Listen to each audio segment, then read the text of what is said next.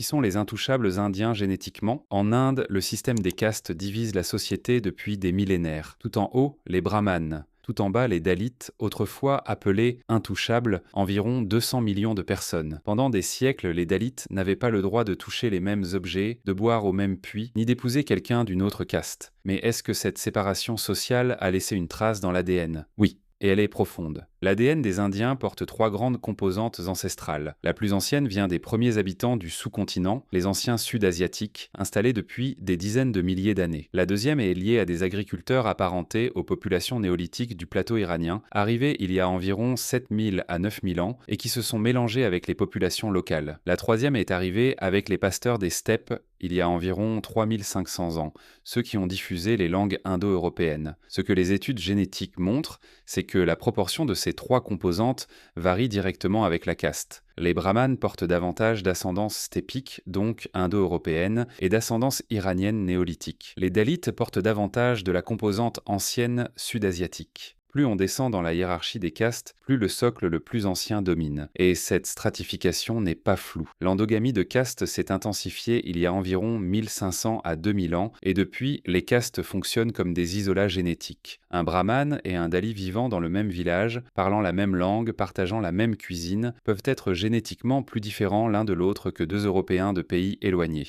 Les conséquences médicales sont réelles. Comme dans toute population endogame, certaines maladies récessives se concentrent. Chaque caste a ses propres maladies fondatrices, exactement comme les Finlandais ou les Acadiens. Sauf qu'en Inde, ce ne sont pas quelques dizaines de milliers de personnes, ce sont des centaines de millions. Au final, le système des castes n'est pas qu'un fait social, c'est l'un des plus grands dispositifs d'isolement génétique de l'histoire humaine. 2000 ans d'endogamie stricte ont créé des populations génétiquement distinctes qui vivent côte à côte sans se mélanger. Les Dalits portent dans leur ADN la trace de cette séparation, davantage du socle le plus ancien de l'Inde et moins des apports venus du nord et de l'ouest. Si vous ne voulez pas rater la prochaine vidéo sur la génétique des peuples, abonnez-vous.